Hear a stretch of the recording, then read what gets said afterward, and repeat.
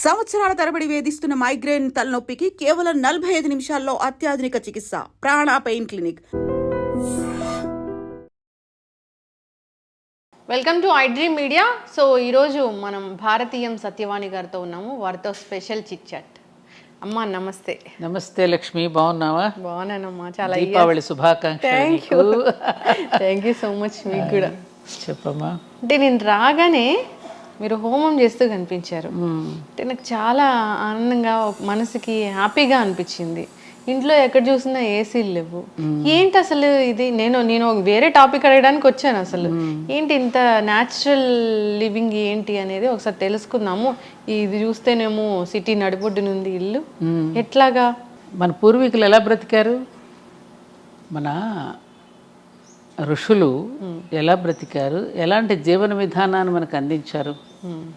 అలాగని పూర్తిగా ఋషుల్లాగాను మనం బ్రతకడం లేదు. కానీ ఆధునిక కాలానికి అవసరాన్ని బట్టి, అవసరాలు వేరు, కోరికలు వేరు కదమ్మా. అవసరాలకు సరిపడా ఉన్నప్పుడు ఇంకెందుకు కోరికల్ని పెంచుకుని అవి ఇవి పెంచుకుని మళ్ళీ దాని తర్వాత మనమే కష్టపడి మళ్ళీ తీసుకెళ్ళి రోడ్ల మీద బారేసి వాళ్ళని చూస్తూ ఉంటాను. రోడ్ల మీద ఎక్కడ చూసినా సోఫా సెట్లు వాడేసి పారేసిన తర్వాత నిండిపోతున్నాయి. ఆ డంపింగ్ యార్డ్ తీసుకొచ్చి అంతా మన గుడి దగ్గర పారేస్తున్నారు. కొనడం ఎందుకు, అలా పారేయడం ఎందుకు? ప్రకృతికి మనం ఎంత నష్టం చేకూరుస్తున్నాం. కాబట్టి ప్రకృతిని ప్రేమించాలంటే ప్రకృతికి అనుగుణంగా మనం నడుచుకున్నప్పుడే కదా. ఇవాళ మనం వదులుతూ ఉన్నటువంటి కర్బన ఉద్గారాలను రోజు పేపర్లో రాస్తున్నారు, గ్లోబల్ వార్మింగ్ అని. దానివల్లనే కదా ఈ మధ్యన వస్తున్నటువంటి ఫ్లడ్స్ అవనండి, అకాల వర్షాలు కానివ్వండి, రకరకాలుగా చవి చూస్తున్నాం కదా. ఋతుపవనాలన్నీ కూడా గతులు తప్పుతున్నాయి కదా. ఎందుకని మానవ ధర్మం గతి తప్పుతోంది కాబట్టి, ప్రకృతికి అనుగుణంగా మనం నడుచుకోవడం లేదు కాబట్టి. అందుకని మనకి మనంగా ఉన్నంతలో మనం ఒక్కళ్ళమే ఆచరిస్తే సరిపోతుందా అని మనం అనుకోకుండా, కనీసం ముందు మనం చెప్పే ముందు మనం కూడా కొంతవరకు ఆచరించాలి అనేటటువంటి నేపథ్యం మాది. అందుకని ఎక్కువగా ఆడంబరాలకి పోకుండా, ఏ ఇంటికి వెళ్ళినా ఆత్మీయత కనిపిస్తుందా, ఆడంబరం కనిపిస్తుందా? ఇవాళ ఆడంబరమే కనిపిస్తుంది. ప్రతి ఇల్లు ఒక ఎగ్జిబిషన్గా ఉంటుంది. ఒక ఇంటికి వచ్చిన అతిథులకి ఆదరణ ఇచ్చే ఇల్లుగా ఎన్ని ఉంటున్నాయి ఇప్పుడు. అది ముట్టుకో, ఇది ముట్టుకో, అది పాడైపోతుంది, ఇది షో కేసుల్లో బొమ్మలు, షో కేసులు ఉండే ఇవే కదా మనకి ఎక్కువగా తారసపడేది. ఏ ఇంటికి వెళ్ళినా ఒకళ్ళని చూసి ఒకళ్ళు పోటీ పడి సామాన్లు పోగు చేసుకుని చివరికి వెష్టపడి తర్వాత ఆ సామాన్ల మీద ఏదో ఒక రోజున విసుగు పుట్టి ఎక్కడో బారేస్తారు. అంటే విషయలంపటాల్లో పడి ఇరుక్కుపోతున్నాం మనం కదా. అందుకని మనకి పెద్దలు అందించినటువంటి జ్ఞానం ఏదైతే ఉందో, సింప్లిసిటీ. అబ్దుల్ కలాం గారు మన దీనిలో నుంచి ఆయన ఏమంటారు దాన్ని, ప్రెసిడెంట్ భవన్ ఏమంటారు, ఢిల్లీలో రాష్ట్రపతి భవన్ నుంచి బయటకు వచ్చేటప్పుడు ఏం పట్టుకొచ్చారు? 4 కోట్లు, 4 పెన్నులు, 4 పుస్తకాలు. ఏ వస్తువులు ఉపయోగించుకోవాలి ఆయన. సింపుల్గా దేనికి అంటకుండా బ్రతికారు ఆయన. లాల్ బహదూర్ శాస్త్రిజీ కూడా అంతే. కాబట్టి దానిలో లెస్ లగేజ్ మోర్ కంఫర్టబుల్ అమ్మా. ఎంత లగేజ్ మనకు తక్కువ ఉంటే అంత కంఫర్ట్గా ఉంటాం. కానీ ఇప్పుడు అట్లా ఉండలేకపోతున్నామే. అదే చెప్తున్నాక కోరికలు పెంచుకోవడంతో పెంచుకున్నది ఏమైనా రోజు రోజుకి. అందుకని అమ్మవారి నామాలో ఉంటుంది చూడు, మనోరూపేక్ష కోదండ పంచ తన్మాత్ర సాయక. చెరుకుగడతో పోల్చారు. అమ్మవారు చేతిలో ఉన్న చెరుకుగడని మన మనసుతో పోల్చారు. అక్కడ మన మనసుకు చూడు, చెరుకుగడకి కడుపులు ఎలా ఉంటాయో ఒక్కొక్క కడుపు దగ్గరికి వచ్చేసరికి ఒక్కొక్క రుచి ఉంటుంది. వాళ్ళు ఏదో మామూలు టీవీ కొనుక్కుందాం, అది సరిపోలేదని మళ్ళీ పెద్ద ఇంచెస్, మళ్ళీ హోమ్ థియేటర్, రకరకాలుగా మనం కోరికలు పెంచుకుంటుని బంధించబడుతున్నామా లేదా? అందుకని అక్కడ ముడివేసి ఉంటుంది, అక్కడ చెరుకుగడ దగ్గర కూడా. ఆ బంధింపబడుతున్నాం. కోరికలు పెంచుకున్న కొద్దీ బయటికి వెళ్ళిన అమ్మ బీరువా తాళం వేసానో, లేదా ఇంటి తాళాలు వేసానో, లేదా ఎవరైనా వచ్చేమని పట్టు, ఇదే ఉంటుంది మనకి. బంధింపబడుతున్నాగా. అది ఏమీ లేనప్పుడు, అన్నీ వదులుచుకుంటూ ఉన్నప్పుడు దేనికి బంధింపబడంగా ఉన్నంతలో హాయిగా తృప్తిగా బ్రతకగలగడం అనేది మన జీవన విధానం. అందుకే పాల్ బ్రంటను భారతదేశం చూడాలని వస్తూ ఉన్నప్పుడు అక్కడ ఎవరో చెప్పాట ఆయనకి, నువ్వు భారతదేశాన్ని చూడాలి అని అనుకుంటే కలకత్తాలోను, హైదరాబాద్లోను, చెన్నైలోను, ఢిల్లీలో కాదు, యోగుల కుటీరాలకు వెళ్ళి చూడు, భారతదేశం ఏంటో నీకు అర్థమవుతుంది అన్నట్టు. అంటే మనది భోగభూమి కాదు, మనది యోగ భూమి. ఇప్పుడు మారిపోయింది, అయితే మొత్తానికి మారిపోయింది కదా. ఇప్పుడు మారిపోయిందిగా పూర్తిగా. ఇవాళ అసలు మన భారతీయులు మనం గర్వంగా చెప్పుకునే మనం ఇవాళ ఒక రకంగా సిగ్గుపడాల్సి వస్తుంది, బాధ కలుగుతోంది. ఊరికే గొప్పలు చెప్పుకుంటున్నాం, సారే జహాస్ అచ్చా మేరా భారత్ మహాన్ చెప్పుకుంటున్నాం, కానీ ఎలా ఉంటున్నాం? ఇవాళ నిజంగా నేను చూస్తున్నాను. రీసెంట్గా నేను వెళ్ళి చూసి వచ్చినప్పుడు నాకు తెలిసింది ఏంటంటే, పాశ్చాత్యులు ఎంత చెడిపోలేదమ్మా. వాళ్ళ విధానాలు చాలా బాగుంది. చక్క చూసిన వాళ్ళని చక్క అందంగా పలకరిస్తారు. ఎవరైనా you're so pretty, you're so beauty, how are you అంటూ చక్క పలకరిస్తున్నారు. మే హెల్ప్ యూ అని అడుగుతారు. చక్కగా చిరునవ్వుతో నవ్వుతూ ఉంటారు అందరినీ. ఇక్కడ అలాంటివి వాళ్ళు ఒక కమిట్మెంట్తో పని చేస్తారు, సమయపాలన పాటిస్తారు. మరి అవన్నీ ఉన్నాయి, అవి ఎందుకు నేర్చుకోమను? ఎవరైనా కొంచెం హైక్ వెళ్తుంటే వాళ్ళని ఎట్లా మనం దింపాలని చూస్తూ ఉంటాం. ఇక్కడ కదా మ్యామ్ బాగా అంటేమ్మా, బ్రిటిష్ వాళ్ళు అంతకుముందు ఇంకా ఎవరెవరు వచ్చి పరిపాలించిన వాళ్ళంతా వదిలిపెట్టినవన్నీ కూడా అంటుకట్టుకున్నాం వాటినే మనం అనుసరిస్తున్నాం. వాళ్ళ కళ్ళజోళ్ళని చూస్తున్నాం. వాళ్ళు ధరించినవి మనం కూడా ధరిస్తున్నాం. కాబట్టి మన భావజాలంలో దారిద్ర్యం ఏర్పడింది. భావదారిద్ర్యం అంటారే, అది బాగా వచ్చేసి ఆనాడు తెల్లవాడు నల్లవాడిని పీడిస్తే ఇవాళ భారతీయుడిని పీడించుకుంటున్నాడు. ఎవరో మనల్ని ఇచ్చేసారని అన్ని మతాల వాళ్ళు తిట్టుకుంటాం, కానీ మనకి మనమే ద్రోహం చేసుకుంటున్నాం. మన ధర్మాన్ని మనమే నాశనం చేసుకుంటూ ఎవరో వస్తున్నారని చెప్పి అనవసరపు ఆవేశపు రెచ్చిపోవడాలు, కేకలేయడాలు మొదలైంది. మనకి మనమే, ఎవరూ కాదు. అమ్మ, మీరు అన్నట్లుగానే చూస్తే ఈ మధ్యకాలంలో ఏదైనా ఫంక్షన్లు జరిగితే ఆడంబరాలు, షోకులు ఇవే ఎక్కువయ్యాయి, కానీ ఆప్యాయంగా పలకరించుకోవడం ఎక్కడా లేదు. అందులో కూడా ఫంక్షన్స్లో కూడా దూరంగా ఉన్న వాళ్ళు, అసలు రిలేటివ్స్ కాని వాళ్ళైనా ఏదో మాట వరుసగానే పిలుస్తున్నారు, కానీ దగ్గర వాళ్ళు పేదవాళ్ళు అయితే వాళ్ళని పిలిచిన పరిస్థితులు ఎక్కడా కనపడట్లేదు. అది అవమానం చాలా. అంటే ఒక ఎగ్జిబిషన్ లాగా ఒక షో ఆఫ్ అయిపోయిందమ్మా. ఆప్యాయతలకి ఏనాడో తిలోదకాలు ఇచ్చేసేసారు. ఒకప్పుడు వివాహాలు జరిగిన బంధువుల ఇంట్లో ఒక నెల రోజుల ముందుగా వచ్చి ఒక సరసాలు ఆడుకుంటూ పిండి వంట, మా అందరి పెళ్ళిళ్ళప్పుడు మేము చూసినాయి. మేనమామల భార్యలు ముందుగానే రావడం, పిండి వంటలు చేయడం, ఒడియాలు పట్టడం, ఇంటికి చక్కగా రంగులు వేసుకోవడం, తీర్చిదిద్దుకోవడం, మళ్ళీ పెళ్లి కూతురు చేయడానికి నాన్నమ్మలో, బాబాయిలో, పెదనాన్నలో మళ్ళీ తీసుకుని వెళ్ళడం. అసలు ఆ ప్రేమలో ఆ ఆప్యాయతలు ఇప్పుడు లేవు. అమ్మాయికి కూర్చోబెట్టి వెళ్ళేటప్పుడు కూడా చక్క మంచి చెడు చెప్పడం. అమ్మ, మేమందరం కూడా కొత్తగా పెళ్ళయిన తర్వాత అందరం కూడా ఆటుపోట్లు ఎదుర్కొన్న వాళ్ళమే. ఎందుకంటే 2 రకాల కుటుంబాల సంబంధం కుదుర్చుకున్నప్పుడు రకరకాల అలవాట్లు ఉంటాయి, స్వభావాలు ఉంటాయి. వాటన్నింటినీ ఎదుర్కొని కొద్ది రోజులు ఓపిక పెడితే చూడు బ్రహ్మాండంగా ఓర్చుకుంటే ఓరుగలు లభిస్తుందమ్మా అని చెప్పేవారు. ఇవాళ లేదుగా. ఎంత మటుకు ముందే ఫోటో షూట్స్, డేటింగ్లు, రకరకాలైనటువంటి కొత్త వింతలన్నీ వచ్చేసాయి. ఆ అక్షతలు వేసేటప్పుడు కూడా వెళ్ళిన వాళ్ళు చాలా దూరాల్లో పెట్టేస్తున్నారు కదమ్మా. ఇప్పుడు ఇంకేంటి డెస్టినేషన్ ఏమంటారు, డెస్టినేషన్ వెడ్డింగ్స్. అందుకే మన డెస్టినీ ఇలా తగలబడుతుంది. ఆ డెస్టినేషన్ వెడ్డింగ్స్ అని ఇక్కడ దూర ప్రాంతాల్లో పెట్టడం, అక్కడికి వెళ్ళి 4-5 రోజులు రావడం. అమ్మాయికి అబ్బాయికి చక్కగా ఏది పంచల్ ఫంక్షన్స్ అని హాఫ్ శారీస్ ఫంక్షన్ అని పెడతారు. చివరికి హాఫ్ శారీ వేసుకోదు. ఆ ఫంక్షన్ పెట్టినప్పుడు కూడా మెహందీ ఫంక్షన్స్, కాక్టైల్ పార్టీస్. నువ్వు సంపాదించిన సంపదను ఖర్చు పెట్టడానికి ఎన్ని మంచి పనులు లేవు? అవును, బోలెడున్నాయి కదా. వాటన్నింటికీ మనసు రాదు. వీటికి మాత్రం విపరీతంగా ఖర్చు పెడుతూ మిగతా వాళ్ళలో అసూయాద్వేషాలు ఎవరు ప్రబలింపజేస్తున్నారు? మనం కాదా? కాబట్టి ఈ అవలక్షణాలన్నీ కూడా కలియొక్క లక్షణాలమ్మా. ఇవన్నీ కూడా మనకి బాగా ప్రబలుతున్నాయి. ఇవన్నీ కొంత నివారించుకుంటే సమాజం అంతా ఆరోగ్యంగా ఉంటుంది. అయితే మహిళలు తమ ఆరోగ్యం గురించి తాము పట్టించుకోవట్లేదు. కొవ్వొత్తిలాగా కరిగిపోతూ ఉన్నారు, కానీ వాళ్ళ ఆరోగ్యం గురించి పట్టించుకోకుండా ఇంటిల్లిపాది ఆరోగ్యం గురించి పట్టించుకుంటూ ఉన్నారు. ఇప్పుడు రకరకాల క్యాన్సర్లు అనేవి వస్తున్నాయి. ప్యాడ్స్ వాడితే క్యాన్సర్ వస్తుందని చెప్తూ ఉన్నారు. బ్రెస్ట్ క్యాన్సర్ వచ్చింది, అది ఎప్పుడో లేట్ స్టేజ్లో తెలిసింది అని చెప్తూ ఉన్నారు. ఇవన్నీ కూడా ముందుగా గమనించుకునే పరిస్థితి ఉంది ఉమెన్కి. అంటే ఉమెన్ అంటే ఇలాగే ఉండాలా? తన గురించి తాను పట్టించుకోకుండా అందరి గురించి పట్టించుకుంటూ తాను ఇలా కరిగిపోవాలనేది మన శాస్త్రంలో. అమ్మా, చాలా వింత ప్రశ్న, తమాషాగా ఉంది. మంచి ప్రశ్నే వేసావు. మొత్తానికి నీకు ఈ విషయం తెలియాలి కాబట్టి. అసలు విమెన్ అనేది తనను గురించి తాను పట్టించుకుంటే సమాజం నిలవదమ్మా. తనను గురించి తాను పట్టించుకోకపోవడమే ఆవిడ గొప్పతనం. విన్నావా? అందుకని ఆరోగ్యంగా జీవించగలుగుతుంది. తనను గురించి తాను పట్టించుకుంటూ ఇతరులను పట్టించుకోకపోవడం మానసిక ఆరోగ్యం చెడిపోతుంది.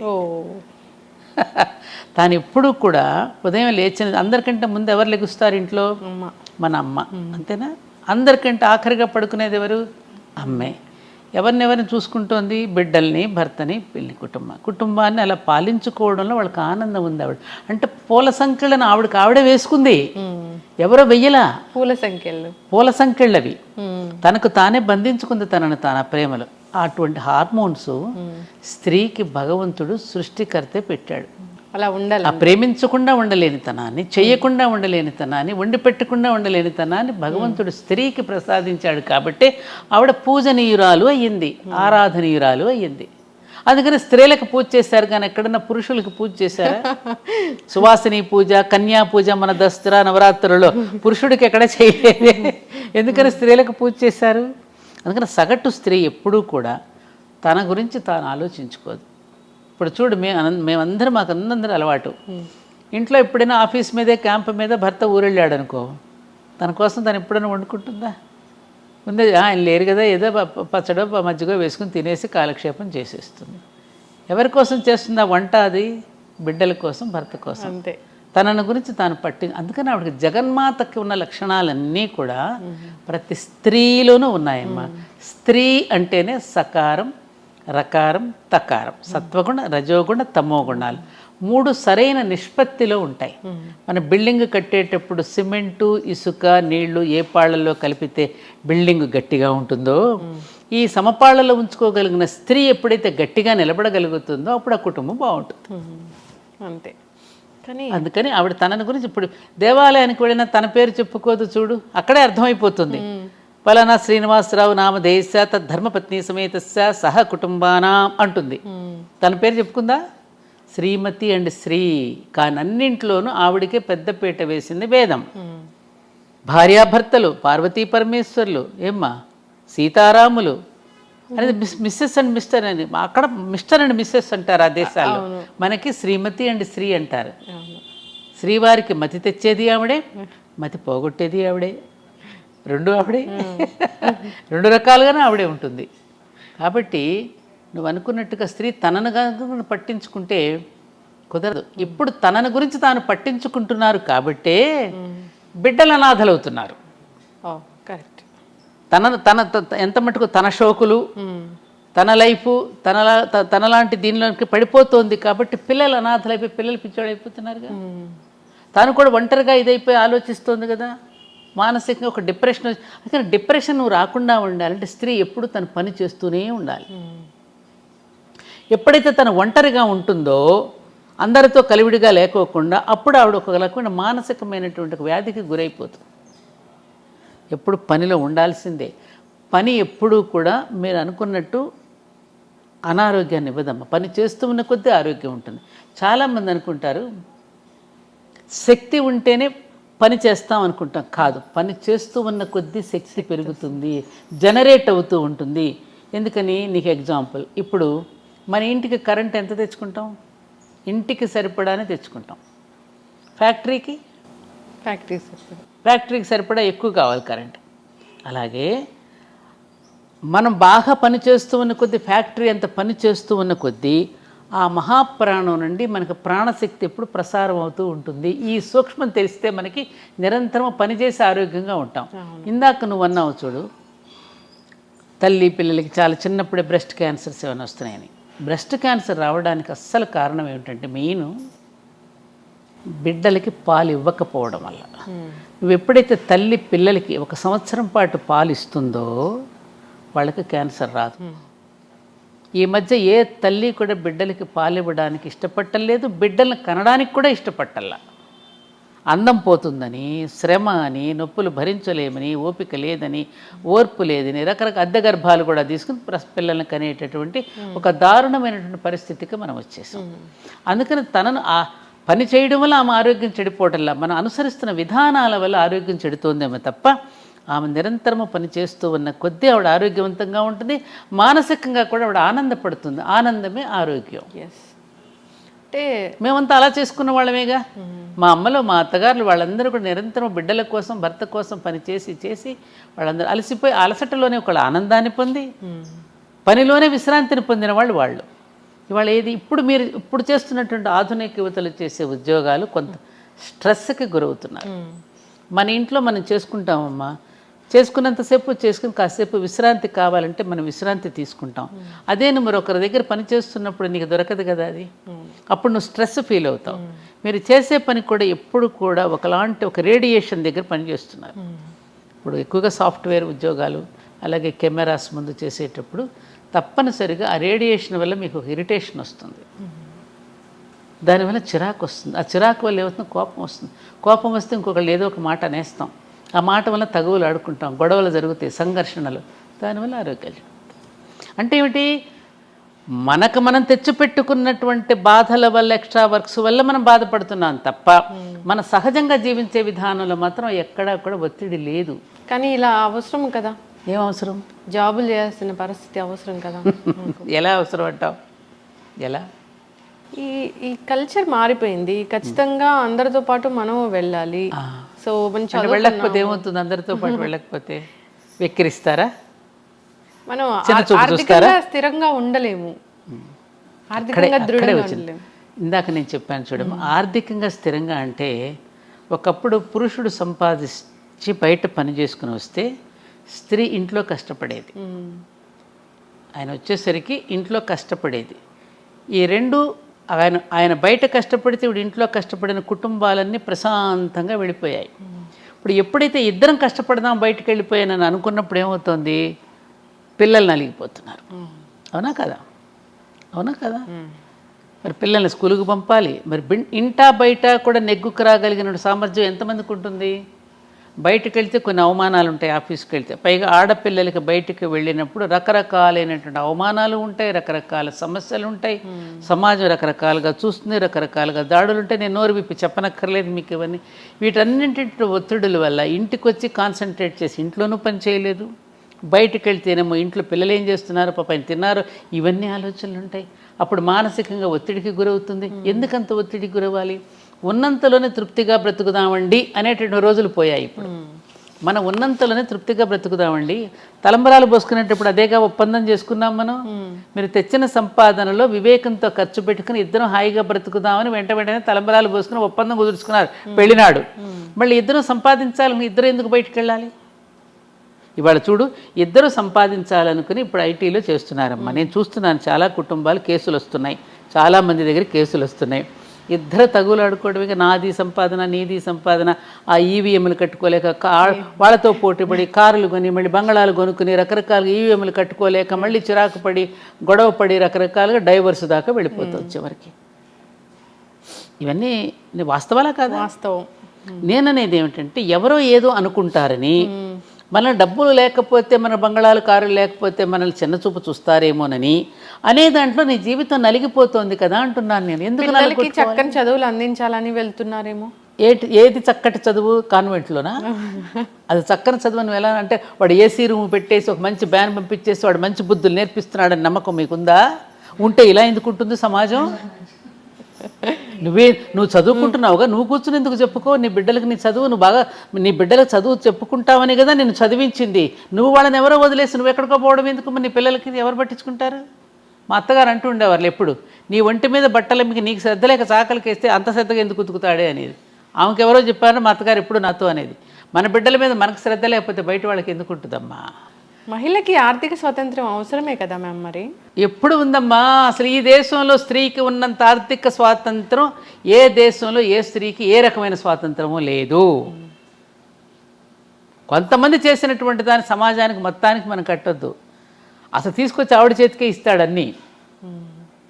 మా అమ్మలందరూ బ్రహ్మాండమైనటువంటి వాళ్ళ బడ్జెట్ కానీ వాళ్ళ ప్రణాళిక కానీ వాళ్ళు ఎంత బాగుండేవారు వాళ్ళందరూ. ఏముంది వాళ్ళ దగ్గర? వాళ్ళేం బయటికి వెళ్ళి ఉద్యోగాలు చేయలేదే. పండగలకు బట్టలు కొనే దగ్గర నుంచి మనకు చేసేటువంటి పిల్లలకు నగలు చేయించే దగ్గర నుంచి అందరూ ఆర్థిక స్వాతంత్రం స్త్రీలదే. స్త్రీ చేతికే ఇచ్చాడు. స్త్రీ నిండా దింపుతున్నాడు పురుషుడు సంపాదించింది. నువ్వు నగలు పెట్టుకుంటున్నావు, పట్టుపట్టు చీరలు కట్టుకుంటున్నావు అంటే ఎవరు తెచ్చింది? అదంతా పురుషుడు సంపాదించి తెచ్చి నీ ఒంటి నిండా నింపడంలా. అండర్స్టాండింగ్, అహంకారం, నేను నాది అనేటటువంటిది ఎప్పుడైతే వచ్చిందో అప్పుడు ఈ ఘర్షణలన్నీ వస్తున్నాయి. మనది, ఇది మన కుటుంబం, మన సంసారం, మనం ఆలోచించుకుందాం అని అనుకున్నప్పుడు గొడవలు రావు. అందుకనమ్మా స్త్రీ తనని గురించి తాను ఏనాడు పట్టించుకోదు. అది ఎవరో పట్టించుకోవాలని కూడా తాను ఎప్పుడు ఇందాక చెప్పాను, పూల సంకెళ్ళు తానే వేసుకున్నది.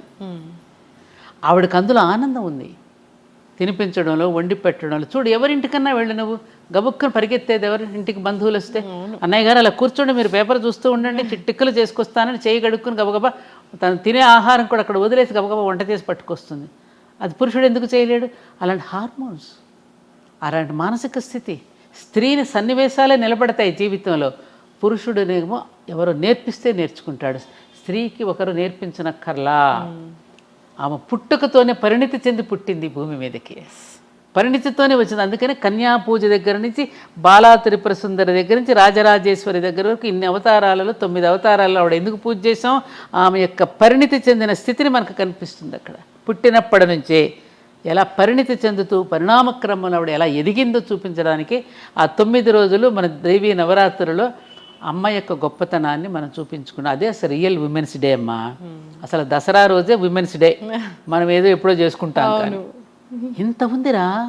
అందుకని ఉమన్ అనేటువంటి ఇంగ్లీష్ వర్డ్లోనే మ్యాన్ ఉన్నాడు కదా, ఎస్హెచ్ఈ షీలోనే హీ ఉన్నాడు, ఫిమేల్లోనే మేల్ ఉన్నాడు. ఆమెలోనే ఆయన ఉన్నప్పుడు ఆవిడకి ప్రత్యేకతను కోరుకోదు. అంతా ఆవరించినటువంటి శక్తి అంతా ఆవిడదే. యాదేవి సర్వభూతేషు శక్తి రూపేణ సంస్థిత, మాతృరూపేణ సంస్థిత, దయారూపేణ, లక్ష్మీ రూపేణ, జాతి రూపేణ, నిద్రారూపేణ, క్షుధారూపేణ. ఆకలి రూపంలో ఉన్నది ఆవిడే, నిద్ర రూపంలో ఉన్నది ఆవిడ. అందుకే నిద్రాదేవి అంటాం మనం. నిద్రాదేవి ఒడిలోకి జారుకున్నాడండి అంటాం. సేద తీర్చేది ఆవిడే, లయకర్త్రి ఆవిడే, పోషణకర్త్రి ఆవిడే, సృష్టికర్త్రి ఆవిడే. అంతటా ఆవిడేనమ్మా. తన యొక్క శక్తిని తాను తెలుసుకోలేక పాపం బాధపడుతోంది. ఆమె యొక్క శక్తిని నువ్వు జాగృతం చేస్తే, ఆవిడేమిటో ఆవిడికి తెలియచేస్తే, అలా తెలియచేయబడే వీళ్ళందరూ కూడా ఆయుధాలు ఇచ్చారు. అందుకని ప్రతి పురుషుడు కూడా ఆమె యొక్క శక్తిని గుర్తించి తగినటువంటి ప్రోత్సాహాన్ని ఇస్తే ఆవిడ చేయలేనిదేది లేదు. అందుకనే దేవతలందరూ కూడా తల ఒక శక్తిని ఇచ్చారంటే ఏమిటి? తల ఒక రకంగా ఆమెకు సహకారం అందించారు. అలాగే కుటుంబంలో భర్త కానీ, మామగారు కానీ, మరుదులు కానీ, బావగారులు కానీ, తన పిల్లలు కానీ తలొక రకంగా అమ్మకు కనుక సహకరిస్తే ఆవిడ చేయలేనిదంటూ లేదు. మన ఇంట్లో పెళ్ళిళ్ళు జరుగుతున్నప్పుడు మనం చూస్తున్నాం, అప్పటికప్పుడే మేళా మోగుతూ ఉంటుంది. అమ్మ నా పంచె ఎక్కడ పెట్టామంటాడు ఒకడు వచ్చి, అమ్మ నా లంగా ఎక్కడ పెట్టామని కూతురు అడుగుతుంది. భర్త వచ్చి ఏమి నా ప్యాంట్ ఎక్కడ పెట్టామంటాడు. హడావుడు ఉండండ్రా, నాకు ఏమన్నా 10 చేతులు ఉన్నాయట్రా అంటుంది. ఉన్నాయి కాబట్టి నేను అడుగుతున్నావమ్మా అంటారు వాళ్ళు. అన్ని రకాలుగా అందించేస్తుంది అందరికీ కూడా. మరి ఎవరిది, ఎక్కడి నుంచి వచ్చింది శక్తి? ఆ జగన్మాతే ఆవిడ. అందుకని నేనేమంటానంటే, ఇప్పుడున్నటువంటి ఆధునిక యువతులకి వాళ్ళల్లో ఉన్నటువంటి ఆ శక్తిని ఒక్కసారి జాగృతం చేస్తే వాళ్ళు వండర్స్ చేస్తారు. వాళ్ళు సునీత విలియమ్స్ గురించి వింటున్నాం. అలాంటి సునీత విలియమ్స్ లాంటి పిల్లల్ని ఎంతోమంది వాళ్ళు ఎన్నో రకాలుగా పైలట్స్ అవుతున్నారు, అన్ని రంగాల్లో రాణిస్తున్నారు. అంటే ఆవిడ చేయలేనిదంటూ ఏమీ లేదు. కాకపోతే మన భారత స్త్రీకి ఉన్న గొప్పతనం ఏమిటంటే, ఎప్పుడు పురుషుడికి క్రెడిట్ ఇవ్వాలని కోరుకుంటుంది. అదే ఆవిడ గొప్పతనం. తాను నేపథ్యం అని ఉంటుంది, పురుషుడిని ముందు నిలబడుతుంది, పురుషుడిని సమర్థుడిని చేస్తుంది, తాను వెనక ఉంటుంది. అదే మన స్త్రీ యొక్క గొప్పతనం. ఎస్, అంత క్రెడిట్ ఇచ్చినా కానీ అక్కడక్కడ మనం చూస్తూ ఉన్నాము స్త్రీకి అవమానం జరుగుతుంది.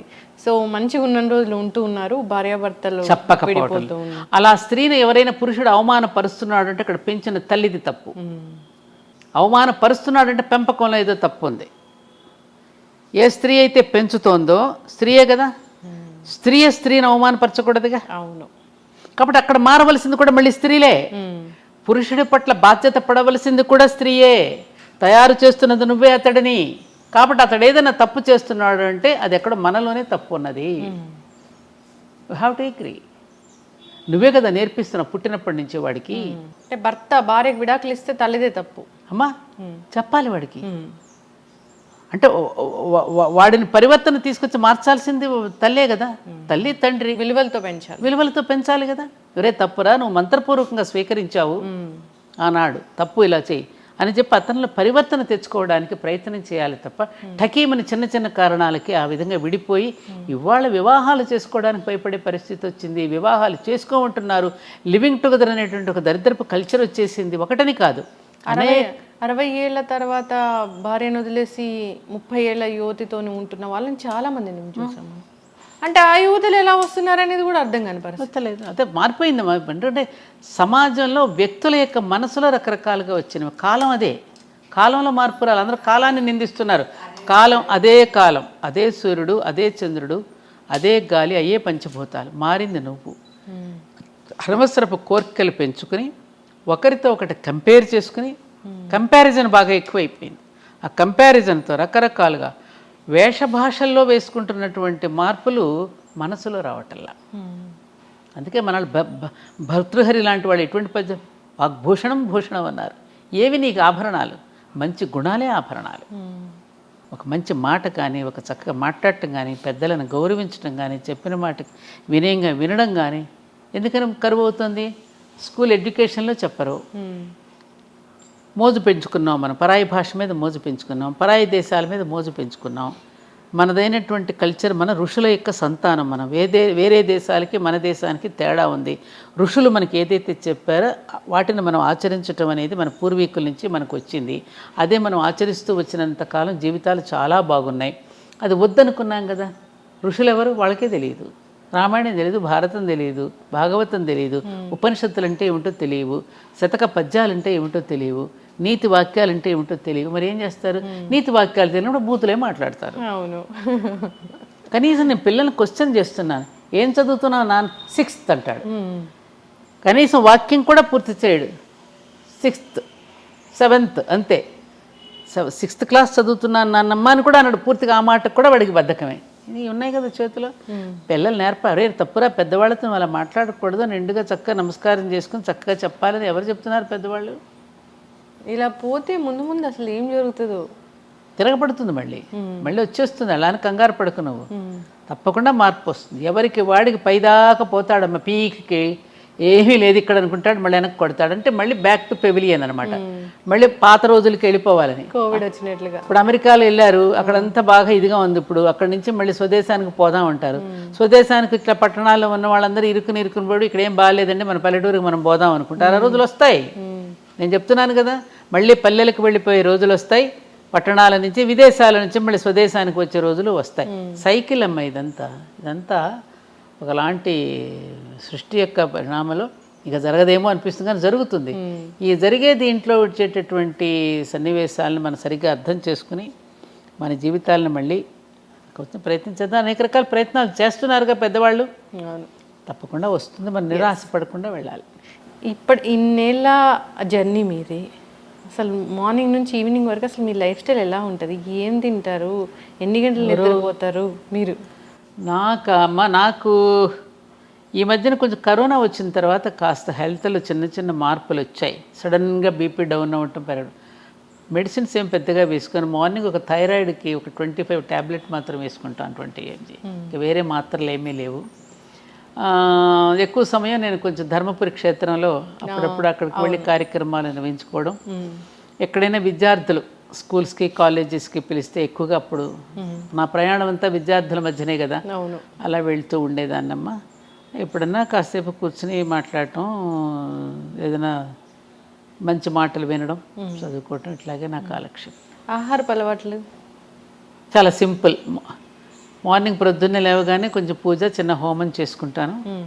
తర్వాత కొంచెం ఇడ్లీయో ఉప్మాసం, చిన్న అల్పాహారం తీసుకుంటాను. మళ్ళీ మధ్యాహ్నం భోజనం, మళ్ళీ సాయంకాలం అల్పాహారం. ఒక్కొక్కసారి ఉదయం తినకపోతే సాయంత్రం మళ్ళీ అల్పాహారం. నాకు భోజన వేళల్లో కరెక్ట్ వేళలంటూ ఉండవు.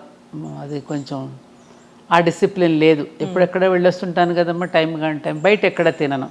ఎంత లేట్ అయినా ఇంటికి వచ్చే భోజనం చేస్తా. ఫంక్షన్స్కి వెళ్ళినా పెద్దగా భోజనం చేయను ఎక్కడ. ఇంటికే వచ్చి పెరుగన్నమో, ఆవకాయ పచ్చడి అంటే బాగా ఇష్టం. ఆవకాయ పచ్చడి, పెరుగన్నం ఇష్టపడతా. అంతే. ఎప్పుడైనా మీకు కోపం వచ్చిందా? ఎందుకు రాదు? కోపం వేరు, క్రోధం వేరురా. కోపం అనేది షార్ట్ డిసీజు, క్రోధం అనేది లాంగ్ డిసీజు. కోపం అనేది కోపం రావాలి. కోప్పడ్డారండి అని ఎందుకంటే మందలించటం రావాలి కదా. పగలు ఉండవు, పగ ఉండదు, వాళ్ళ మీద క్రోధం ఉండదు. తప్పు చేసినప్పుడు కోప్పట్టం అనేది ఉంటుందిగా, కోపం వస్తుంది అవసరానికే. అంతేగా చీటికి మాటికి కోపాలు తెచ్చుకోవడం. వీలున్నంత వరకు అందరినీ ప్రేమగా ఆదరిస్తాను, ప్రేమగా పలకరిస్తాను, ఈ కుటుంబం అంతా నాదే అనే ఫీలింగ్ నాకు ఉంటుంది, జగమంతా కుటుంబం నాదే అనేటటువంటి ఫీలింగ్తో మా అమ్మగారికి ఉండేది, నాకు కూడా అదే వచ్చింది. అందరినీ ప్రేమించే హృదయం, ప్రేమతో ఉంటాను వీలైనంత వరకు. ఎవరి మీద, ముఖ్యంగా నాకు భగవంతుడు ఇచ్చిన పెద్ద వరం, ఎవరి పట్ల నేను ఎక్కడ అసూయ చెందను. అందరూ బాగుంటే చూసి ఆనందపడుతూ ఉంటాను. ఎప్పుడు అందరినీ చూసి ఆనందపడితే ఈ కుటుంబం అంతా నాదే అనుకున్న వాళ్ళకి ఏ జబ్బులు రావు. అందుకే నాకు దీర్ఘవ్యాధులు లేవు. ఆ కరోనా ఒకటి వచ్చి ఇబ్బంది పెట్టింది కానీ ఇంకా వేరే జబ్బులు లేవు. ప్రస్తుతం అంతా హ్యాపీగా ఆనందంగా ఉన్నానమ్మా. ఇంటికి ఎవరో ఒకళ్ళు వస్తూ పోతూ ఉంటారు, అతిథులు అభ్యాగతులు వస్తూ ఉంటారు, వాళ్ళతో టైం గడుస్తూ ఉంటుంది. ఏదో వాళ్ళు ఏదో కష్టాలు చెప్పుకోవడానికి అప్పుడప్పుడు స్నేహితులు వాళ్ళు వస్తుంటారు. అలా రోజులు గడిచిపోతున్నాయి. ఎప్పుడైనా ఏదైనా మనసుకు బాధ కలిగించే సందర్భం ఏదైనా వచ్చిందా? అంటే అవమానించారు అని బాధపడింది ఎప్పుడైనా ఉందా? ఇట్లే ఉన్నాయి, ఉంది. ఎట్లా మర్చిపోతారు దాన్ని? మర్చిపోవాలి. ఇప్పుడు ఎవరో పెద్ద ఆయన పేరు గుర్తు రావట్లేదు. ఏమండి మనం ఆ మాటే గుర్తు చేసుకుంటా. ఇప్పుడు ఎవరైనా మన అవమానపరిచి మాట్లాడితే మళ్ళీ వాళ్ళని ఎందుకండి మీరు ఇట్లా గౌరవిస్తారని నన్ను అడుగుతారు. అవమానించిన వాళ్ళని ఎందుకు మీరు ఇట్లా గౌరవిస్తారని అడిగితే ఆయన చెప్పిన సమాధానం, చూడు కుక్క చెప్పు తింటుందని మనకు తెలుసు, కానీ ఇంటికి వస్తే దానికి చెప్పులు అన్నమే పెడతాం కదా. అది గుర్తు చేసుకుంటా. అలా ఏమిటంటే పెద్దలు చెప్పినటువంటి మాటలు మనకి ఆ విధమైనటువంటి ఒక దీన్ని ఇస్తూ ఉంటాయమ్మా. అందుకని మనం అవమానిస్తున్న వాడిని కూడా మనం ప్రేమిస్తూ ఉంటే ఏదో ఒకరోజు తప్పకుండా వాళ్ళలో పరివర్తన వస్తుంది. నాకు ఆ నమ్మకం ఉంది. అందుకని ప్రతి మనిషి జీవితంలో అవమానాలు పడని వాళ్ళు ఎవరు? ఇంకొకటి ఏమిటంటే మా మాస్టర్ గారు ఎప్పుడనేవారు, నిన్ను పరిహసిస్తున్నవాడు అవమానపరుస్తున్నవాడు కూడా పైవాడేనని తెలుసుకో. అంటే భగవంతుడే. ఎందుకని నువ్వు ఎంతవరకు నిలబడగలవో నిన్ను కుదిపి చూస్తున్నాడని అర్థం చేసుకో. కాబట్టి పరిహసిస్తున్నవాడు కూడా పైవాడే. ఇలాంటివన్నీ మనకు గుర్తొచ్చాయనుకో మనల్ని మనం తట్టుకోగలుగుతాం. మనల్ని మనమే ఇట్లా తట్టుకుంటాం. కొంచెం ఓపిక పట్టు. ఇంకొకటి కూడా ఉంది, రుద్రాధ్యాయంలో మనం చెప్పేటప్పుడు జంబే దదామి అని వస్తుంది ఆఖరిలో. మనం తప్పు చెయ్యకపోయినా మనల్ని అవమానిస్తూ ఉంటారు, నిందిస్తూ ఉంటారు కదా, అలాంటి వాడిని జంబే దదా శివుడి నోట్లో వేసేయమన్నాడు. ఆ మంత్రం అనాలా? అట్లా మంత్రం ఉంది అధ్యాయంలో, పూర్తి మంత్రం నేను సడన్గా గుర్తు రావట్లేదు, కానీ ఆఖరిలో జంబే దదామి అని అంటాడనమాట. నేను తప్పు చెయ్యకపోయినా నన్ను అవమానించాడు అనుకో, ఇంకా నేనేం చేస్తాను? మన పెద్దవాళ్ళ మామ ఆడు పాపం వాడే అనుభవిస్తాడులే అంటాం కదా, అలా అనమాట. జంబే దదామి. నిజంగానే అనుభవిస్తారా? ఎప్పుడో డెఫినెట్గా ఈ మధ్యకాలం కొంచెం తొందరగా పెంచాడు. ఆయనకు కూడా బాగా ఎక్కువైపోయినాయి కేసుల పైన. అందుకని ఈ మధ్యన కొంచెం చిత్రగుప్తుడికి చెప్పినట్టున్నాడు, రే చాలా పేరుకుపోతున్నాయి, సుప్రీంకోర్టులో కూడా అలా తొందరగా కేసులు తొందరగా క్లియర్ చేస్తే బాగుండు. ఇక్కడ చేయటం లేదు కానీ పైవాడు మాత్రం ఈ మధ్యన కొంచెం వేరే సెక్షన్ పెట్టి ఇప్పటికిప్పుడే అనుభవించేటట్టు చేస్తున్నాడు. ఈ చోట కర్మ, ఈ చోట ఈ రోజే చేస్తున్నాడు. మొదలు పెట్టాడు కొంచెం అక్కడ కొత్త జీవో పెట్టాడు యమధర్మరాజు కూడా. కర్మలు చేసే వాళ్ళు కూడా నిజంగా వెనకాడకుండా ఏమవుతుంది చేస్తే. ఇంకా ఇదొకటి ఉంది, చెడ్డ పనులు చేసిన వాళ్ళకే మంచి జరుగుతుందని, మంచి చేసే వాళ్ళకి ఎప్పుడు కష్టాలు ఉంటాయని. అంటే ఈ పరిపాలిస్తున్నది కలిపురుషుడు కదమ్మా. ఇప్పుడు కలిపురుషుడు చెడ్డవాళ్ళకి బాగా దోహదం చేస్తాడు, చెడు పనులు చేయటానికి మరింతగా దోహదపడతాడు కలి. ఇప్పుడు కలిపురుషుడు పరిపాలనలో ఉన్నాం మనం, ఇది కలియుగం కదా.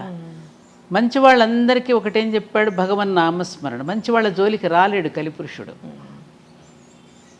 అట్లాగే నిబద్ధతతోనూ అలాగే నియమనిష్టలతో ఉన్నవాడిని కలి దరికి కూడా చేరలేడు. సీతాదేవి కనుక గడ్డి పరక వేస్తుంది చూడు, రావణాసురుడు తన దరికి చేరకుండా. అలా ఆ మంత్రం ఏదైతే ఉందో ఇప్పుడు ఆమె రాముడిని స్మరిస్తూ ఉంటుంది కదా సీతమ్మ, అందుకని గడ్డి పరక అడ్డం పెడుతుంది. అలాగే ఎప్పుడు కూడా భగవన్నామ స్మరణలో ఉన్నటువంటి వాళ్ళని కలిపురుషుడు ఏమీ చెయ్యలేడు. అందుకని కలవు కేశవ కీర్తన, కలియుగంలో ఒక భగవన్నామ స్మరణ ఒక్కటే శరణ్యం మనకి. అలాంటి భగవన్నామ స్మరణలోనూ భగవత్ సేవలో ఉన్న వాళ్ళని కలి దరికి చేరలేడు. అందుకని అలా మంచి వాళ్ళందరికీ భగవంతుడు ఉంటాడు. కాబట్టి దయచేసి మనం ఎక్కడా కూడా నిభాయించుకునే ఉండాలి తప్ప చెదిరిపోయి అయ్యో వాళ్ళలాగా కూడా మనం అయిపోతేనే బ్రతకగలమని అనుకోకూడదు. ఇప్పుడు మీకు ఎగ్జాంపుల్, కౌరవుల పక్షాన ఎంతమంది ఉన్నారు? సైన్యమంతా నారాయణ సేన దగ్గర మొత్తం కౌరవుల పక్షానేగా ఉంది. పాండవులు అనే 5గురు పక్షాన ఎవరున్నారు? భగవంతుడు ఒక్క కృష్ణుడు అనేవాడే ఉన్నాడు. చివరికి గెలిచింది ఎవరు? పాండవులేగా. నీతిగా నిజాయితీగా పాండవుల్లాగా బ్రతికితే శ్రీకృష్ణుడు అనేవాడు మన పక్కన ఉంటాడు. ఈ ధైర్యంతో మనం బ్రతికేస్తే ఎప్పటికైనా విజయం మంచి వాళ్ళకే. ఎస్. అది ఆ తత్వం మనకు బోధపడాలి అంటే సద్గోష్ఠి, సద్గ్రంథ పఠనము, సత్సాంగత్యము, సత్పురుషుల యొక్క కలయిక ఇవన్నీ ఉంటే ఆ ధైర్యంతో మనం బ్రతికేస్తాం. ఉన్నంతలో హాయిగా బ్రతకగలమమ్మ మనం. 1 ఎకరం పొలం పెట్టుకుని, ఒక ఆవునో ఒక గేదెనో పెట్టుకుని ఇంత కూరగాయల దొడ్లోనే పండించుకున్న జీవితాలు ఎంతమంది బ్రతకలా మన పూర్వీకులు. ఇప్పుడు కూడా మనం బ్రతకగలం. పల్లెలన్నీ వదిలేసి వచ్చేసాం, పొలాలన్నీ ఎవరికో ఇచ్చేసాం, పొలాలన్నీ ప్లాట్లు వేసేస్తున్నారు, పాటలు పడుతున్నారు. మరి మన జీవన విధానం మార్చుకోకుండా కష్టాలు ఎవరో పెడతాం ఏంటమ్మా? కష్టాలు మనకు మనం తెచ్చుకుంటున్నాం తల్లి. తృప్తి అనేది మన జీవితాలకి లేకపోవడం వల్ల వస్తున్న తిప్పలే ఇవన్నీ. తృప్తిగా మనం బ్రతకగలం. 4 చీరలు పెట్టుకుని కూడా హాయిగా బతకగలం. వెనకటి రోజుల్లో కట్టుడు చీరలు 2, దాపుడు చీరలు 2 ఉండే. ఎక్కడైనా ఫంక్షన్కి వెళితే ఆ అమ్మనో ఈ అమ్మనో కట్టుకుని వెళ్ళారు. పిల్లలకి పెళ్లి కూతుర్లు చేస్తే కూడా పాత వాళ్ళ చీరలు కట్టి పెళ్ళిళ్ళు చేశారు. ఆ నగలు కూడా పెద్దవాళ్ళు ఎవరైనా పెట్టి చక్క పని కానిచ్చేసేసి కాపురాలు హాయిగా నిలబడ్డాయి. ఇప్పుడు పెళ్లి చీరే లక్షల్లో కడుతున్నారు. ఆడపిల్ల తల్లిదండ్రులకి అప్పులే మిగులుతున్నాయి. అది జీవితాంతం తీర్చలేనప్పుడు. ఇంటి నిండా ఆ పెళ్లి ఆల్బమ్లు ఉంటున్నాయి. మళ్ళీ రెండో పెళ్లి కుదిర్చి ఈ ఆల్బమ్లు ఎక్కడ తయాలో అర్థం కావట్లేదు. వాడు ఎప్పుడైనా చూశాడంటే మళ్ళీ వాడి మనసు ఏమవుతుందో, ఈ అమ్మాయి ఆల్బమ్లు చూసి వాడేమనుకుంటాడో అని ఈ ఆల్బమ్లు దాయలేక తెస్తున్నారట ఇప్పుడు. మొత్తం డీరైల్ అయిందంటాం చూడమ్మా. మొత్తం జీవితం పట్టాలు తప్పిపోయిందమ్మా. మానవ జీవితం పట్టాలు తప్పిపోయి జీరైందని ఏడిస్తే ఏం లాభం? నువ్వు మళ్ళీ పట్టాలకి ఎక్కువ పెద్దలు చెప్పిన బాటలోకి మళ్ళీ వెళ్ళు, అప్పుడు నీ జీవితం బాగుంటుంది. ఎస్, ఖచ్చితంగా. మన రూట్స్ మనం మళ్ళీ వెళ్ళాలి. పైగా జీవన విధానం ఎలా ఉంటే బాగుంటుందో అని చెప్పినటువంటి పుణ్యభూమి, జ్ఞానభూమి మన దేశమే. విశ్వగురు స్థానంలో ఉండి ప్రపంచానికి తెలియజేసింది. చాలామంది అవి తీసుకుని ఆచరిస్తున్నారు విదేశాలలో. మనం ఆచరించటలా. మనలాగా తిండిని పోగు చేసుకుని పిల్లల కోసం ఆస్తులు పెట్టి అట్ట చేయరు అక్కడ దేశాల్లో. ఉన్నంతలో పని చేస్తారు, వీకెండ్స్కి వెళ్తారు, ఎంజాయ్ చేస్తారు, చక్కగా పద్ధతిగా పని చేస్తారు, చక్కగా అందరినీ పలకరించుకుంటారు, హ్యాపీగా ఉంటారు వాళ్ళు. అందులో కొన్ని వాళ్ళు తీసుకుని ఆచరిస్తున్నారు, హ్యాపీగా ఉన్నారు కదా వాళ్ళంతా. ఇప్పుడు మన దాంట్లోకి వచ్చేస్తున్నారు. ఇస్కాన్కి వెళ్ళండి, జగన్నాథ రథయాత్రలు పాల్గొంటున్నారు, బ్రహ్మాండంగా సంగీతాలు పాడుతున్నారు, డాన్సులు వేస్తున్నారు. శ్రీకృష్ణ మనం కూడా చదవనంత అందంగా రుద్ర నమ్మక చమకాలు చదువుతున్నారు. భారతీయతను ప్రేమిస్తున్నారు ప్రపంచ దేశాలలో. ఆనాడు వివేకానందుడు చెప్పినటువంటి వాణి ఇంకా ఆగలదు, ఇంకా మొగుతూనే ఉంది ప్రపంచ దేశాల భారతదేశం యొక్క గొప్పతనాన్ని. మరి మనం ఎందుకు తెలుసుకోవట్లేదు? చిన్న దానికి తగువలు, మత గొడవలు, కుల గొడవలు ఏమిటివన్నీ? కులాల మధ్య మతాల మధ్య చిచ్చు పెట్టుకుని మనం ఇప్పుడు ఈ మధ్య మళ్ళీ స్టార్ట్ అయింది. ఒకటమ్మా, ఏం చెప్తున్నాడు అనుకున్నప్పుడు ధర్మం గుర్తుకొస్తుందమ్మా. ఎవరు చెప్తున్నారు అన్నప్పుడు మతం గుర్తొస్తుంది. అలా వ్యక్తుల పేర్ల మీద మతాలు పెట్టేసి మధ్యలో చిచ్చులు పెట్టేసి ఎవరి ఇంటర్ప్రిటేషన్స్ వాళ్ళు ఇచ్చేస్తున్నారు, ఎవరి నిర్వచనాలు వాళ్ళు చెప్పేసి గందరగోళం సృష్టించేస్తున్నారు. ఏం చెప్పాడు అనేది ధర్మం, ఎవరు చెప్తున్నారు అన్నప్పుడు మతం పుట్టింది. మనది సనాతన ధర్మం, ఎటర్నల్ ధర్మ. అది సృష్టిలో ఉన్న ధర్మమే మానవ ధర్మం. ఈ మనిషి అనేవాడు విశ్వానికి ఒక నమూనాగా నిలిచాడు. విశ్వంలో ఏదుందో మానవుడి దేహంలో కూడా అదే ఉంది. బ్రహ్మాండంలో ఏదుందో పిండాండంలో అదే ఉంది. ఆ బ్రహ్మాండానికి పిండాండాన్ని శృతి కలుపుకొని జీవిస్తే నీ జీవనం బాగుంటుంది అని ఒక ముక్కలో చెప్పారు. దీనికి ఇన్ని గ్రంథాలు అక్కర్లేదు, ఇంత థీసిస్లు అక్కర్లేదు, ఇన్ని పిహెచ్డీలు అక్కర్లేదుగా. దీనికి ఎవరి నిర్వచనాలు వాళ్ళని చెప్పేసేసుకునేసరికి రకరకాలు పుట్టేసి అబ్బో నానా గందరగోళంగా ఉంటుంది. ఇప్పుడు టెంపుల్స్ ధ్వంసం చేసేంతవరకు వస్తుందిగా. చేస్తా పిచ్చి ఎవరికి వాళ్ళు చేసేసుకోవటం. ఎవరు చేస్తున్నారో తెలియదు, ఎందుకు పుట్టిస్తున్నారో తెలియదు. అథవా ఎందుకని ఈ సనాతనం అనేటటువంటి ఎటర్నల్ ధర్మ, ఈ వేదం అనేది అపౌరుషేయం. ఇది ఎవరు సృష్టించింది కాదు, ఎవరు రాసింది కాదు, వ్యక్తులతో వచ్చింది కాదు. ఇది ఎప్పుడు సనాతనమే. ఇది ఎవరు ధ్వంసం చేయగలిగింది కాదు అసలు. హిమాలయాలను ఎవరైనా పెకలించి వేయగలరా? అలాంటిదే ఇది కూడా, ఎవ్వరూ పెకలించలేరు. అలాంటి సనాతనమైన నిత్యనూతనమైనటువంటిది ఈ ధర్మాన్ని ఎవరు ఏం ఇవన్నీ మనుషులు చేసే పిచ్చి కోతలు, పిచ్చి మాటలే తప్ప ఎవరు ఏం చేయలేరు దీన్ని. అటు నుంచి ప్రపంచం మొత్తం ఇటువైపుకు చూస్తోంది. ఇప్పుడు ఇక్కడ మనం కొట్టుకుంటున్నాం, ఈ సమయంలో వాళ్ళు మనల్ని ఇదేంటి మనమందరం అటు వెళ్ళి ఇదే నేను అమెరికా వెళ్ళినప్పుడు ప్రిన్స్టన్ యూనివర్సిటీ, ఐన్స్టీన్ అక్కడే కదా, ప్రిన్స్టన్ యూనివర్సిటీకి ప్రొఫెసర్ డాక్టర్ బిఎం గుప్తా గారు వెళ్ళినప్పుడు ఐన్స్టీన్ కలవడానికి వెళ్ళాట. ఐన్స్టీన్ కలవడానికి వెళ్ళినప్పుడు ఐన్స్టీన్ ఈయన్ని సంస్కృత భాషలో ఆహ్వానించాడు. ఆహ్వానిస్తున్నప్పుడు పాపం ఈయనకి ప్రతిస్పందన చెప్పలేకపోయాడు సంస్కృతంలో.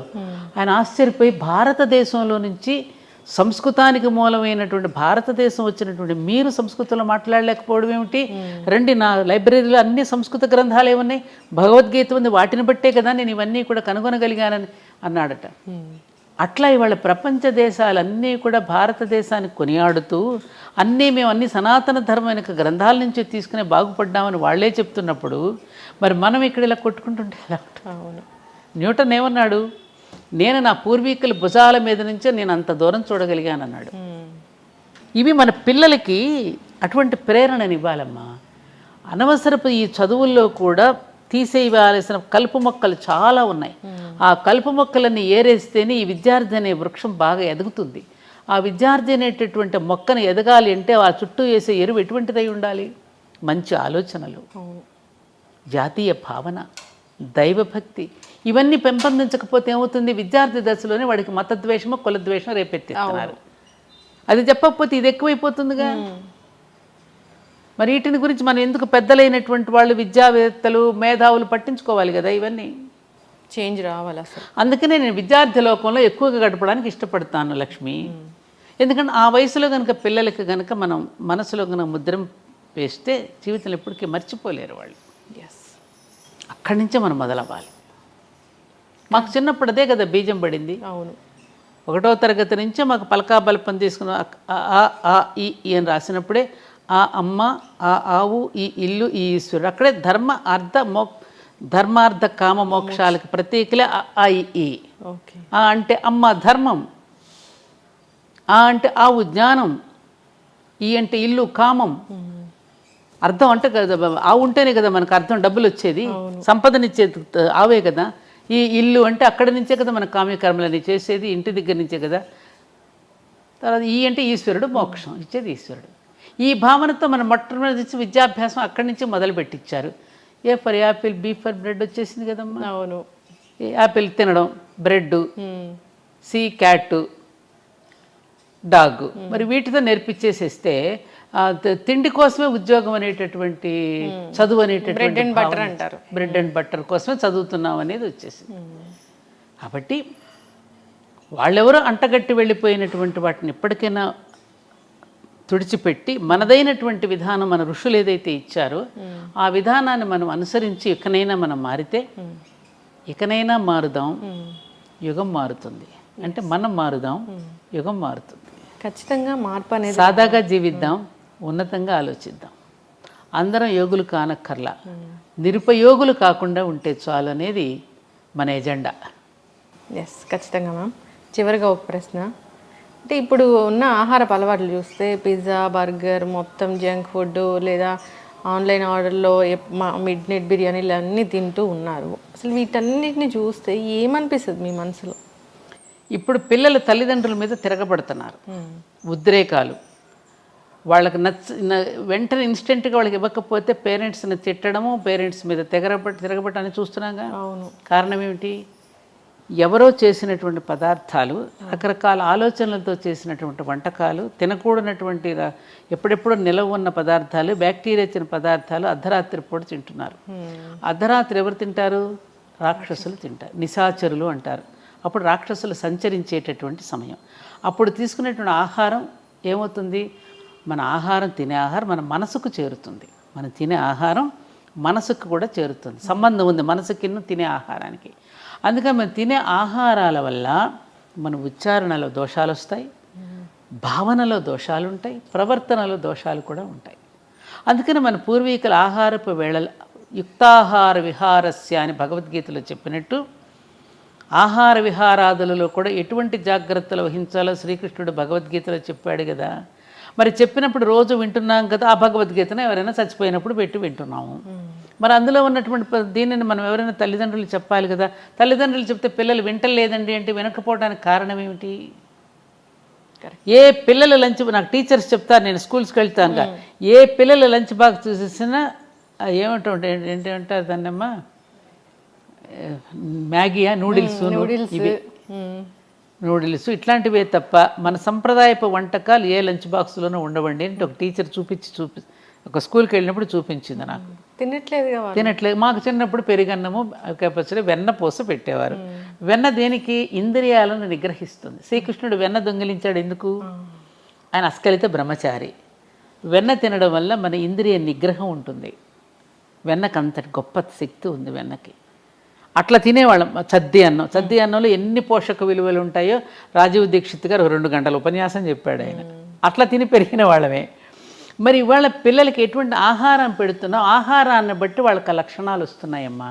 అందుకని ఈ స్విగ్గీలు, జొమాటోలు ఎప్పుడెప్పుడు తీసుకొచ్చి నిలవ పెడుతున్నారు. ఈ మధ్యన చూస్తున్నాం రకరకాల, ఎందుకంటే రోజు రోజుకి అదే ఆర్డర్ ఇస్తూ ఉంటే ప్రొడక్షన్ కూడా తగ్గినప్పుడు వేరే వేరే కుక్క మాంసాలు కలపచ్చు, ఏ మాంసాలు కలుపుతున్నా మనకు తెలియదు కదా. ఇక భగవంతుడికే పెడుతున్నప్పుడు ఇక వీళ్ళకి పెట్టడంలో ఇంక దోషం ఏముంటుంది? ఆలోచించండి. వాడిది వ్యాపార దృష్టి, అమ్మది ప్రేమ దృష్టి. అమ్మ ఇచ్చే కాఫీకి హోటల్ వాడిచ్చే కాఫీకి తేడా లేదు. హోటల్ వాడిది వ్యాపార దృష్టితో ఇస్తాడు కాఫీ నీకు. అమ్మ ఇచ్చే కాఫీ కానీ, అమ్మ ఇచ్చే పాలు కానీ, అమ్మ పెట్టే అన్నంలో ప్రేమ ఉంటుంది. ఆ ప్రేమతో పెట్టిన అన్నం వలన నీకు ఆరోగ్యం ఉంటుంది, నీ ఆలోచనలో కూడా ఉంటుంది. అమ్మ ఏ ఆలోచనలతో వంట చేస్తుందో ఆలోచనలు అన్నంలో కూడా ఉంటాయి. ఇది కథ ఉన్నది మనకి. ఇది సైన్స్ అమ్మా. అందుకనే పిల్లలు, నేనదే ఇప్పుడు ఉద్యోగాల కోసం మీరు పోతున్నారు, పిల్లలకి ఎవరు వంట చేసి పెట్టమంటున్నారు. నీకున్న ప్రేమ ఆయాకి ఎందుకు ఉంటుందమ్మా? ఆయా ఎందుకు పెడుతుంది? వాడి నోట్లో పెట్టకుండా తన నోట్లో పెట్టుకుంటుంది. దేనికి సంపాదన? ఎవరి కోసం? ఆ పిల్ల అడిగింది కదా, పని మనిషి మీద, అమ్మ నువ్వు తాళాలు పని మనిషికి ఇచ్చేళ్ళు, బంగారం పని మనిషికి ఇచ్చే, నేను స్కూల్ నుంచి వచ్చేసరికి ఫంక్షన్కి వస్తానంటే తాళాలను బంగారం పని మనిషికి ఎట్లా ఇస్తాను, నీకేం బుద్ధి లేదా అని అడిగితే తల్లిని, మరి అయితే నన్ను ఎందుకు నాయాక అప్పగిచ్చి వెళ్తున్నావు అంటే ఆ బంగారం కూడా విలువ లేదన్నా నేను. మంచి క్వశ్చన్. అవునా కదా? ఇప్పుడు వాళ్ళు ఆయాలకి ఇస్తున్నారు, రేపు వీళ్ళని ఓల్డ్ ఏజ్ హోమ్స్లో వేస్తున్నారు. తప్పలేదు కదా. అదే ఇందాకన్నా కర్మఫలం ఉంటుంది.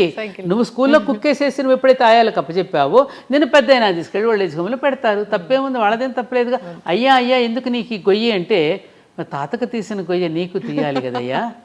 తాత మనోడు సినిమా అనుకుంటా. These are realities. కరెక్ట్. యద్భావం తద్భావం. మనం ఎలా ఉన్నాం వాళ్ళు ఎలా ఉంటాం. కర్మ సిద్ధాంతం. యాక్షన్కి రియాక్షన్ ఉంటుంది కదమ్మా. అందుకని ఉన్నంతలో తృప్తి పడుతూ వీలున్నంత వరకు భర్తలు ఉద్యోగాలు చేస్తూ ఉంటే కోపం వస్తుంది. హౌస్ వైఫ్ అంటే వాళ్ళకి ఒక చిన్న చూపు అనమాట. అందుకని హౌస్ మేకర్ అని చెప్పుకుంటున్నారు. హౌస్ వైఫ్ గృహలక్ష్మి లాంటి గొప్ప ఉద్యోగం ఇంకోటి లేదమ్మా. గృహలక్ష్మి అంటే అంతటి ఉద్యోగం మరొక ఉద్యోగం కాదు. గృహలక్ష్మి కాకుండా నేనేదో బయటకు వెళ్ళిపోతున్న వాళ్ళందరూ కొన్ని వందల మంది వచ్చి కష్టాలు చెప్పుకుంటున్నారు. మరి ఎలా? నీకు తెలియదే ఉంది ఏమ్మా. అందుకని మనం మారదాం. మనం తృప్తిగా బ్రతకగలిగినప్పుడు ఈ ఇబ్బందులు ఉండవు. అందుకనే కలియుగంలో అందరూ కష్టాలు పడుతున్నారు స్వామి, ఈ కష్టాలు తీరడానికి ఏదైనా ఉపాయం చెప్పండి అని నారద మహర్షి వెళ్ళి శ్రీమన్నారాయణని అడుగుతాడు. అడిగితే సత్యనారాయణ స్వామి వ్రతం చేయమంటాడు. సత్యనారాయణ స్వామి అని వేరేవాడు లేడు కదా, సత్యమే నారాయణ స్వరూపము. అందుకని సత్యవ్రతాన్ని ఆచరించమనవయ్యా, కష్టాలు ఉండవని చెప్పాడు ఆయన. అంటే నిజాలు మాట్లాడాలి. ఏంట సత్యవ్రతం? అందుకని కథలో ఎవరిని పెట్టాడు? ఒక బ్రాహ్మణుడు ఉంటాడు, ఒక వైశ్యుడు ఉంటాడు, ఒక రాజు ఉంటాడు, ఒక కట్టెలు కొట్టుకుని శూద్రుడు. అంటే 4 వర్ణాలు ఇవి, కులం కాదు. బ్రాహ్మణ అంటే శిక్షణ, క్షత్రియ అంటే రక్షణ, వైశ్య అంటే పోషణ, శూద్ర అంటే పరిచర్య, శ్రమశక్తి.